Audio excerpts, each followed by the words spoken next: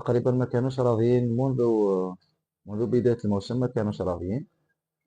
أنصار من حقهم، يعني من تقريبا من قبل التحضيرات ما كانوش راضيين حتى بداية البطولة. أكيد أنصار اللي كانوا يعني والفوا في المواسم الماضية، ممكن نتائج أفضل وتتويجات.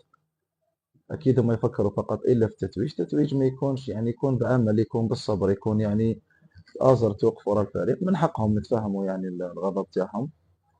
لازم احنا دوك ما عندناش حل من غير انك تعمل، من غير انك تحاول في كل مرة البحث عن الحلول، لأنه البطولة ما زالت طويلة. البطولة يعني كما رانا نشوفوا معقدة. شفنا يعني مباريات اللي نتائج ربما في بعض الأحيان يعني فيها مفاجآت.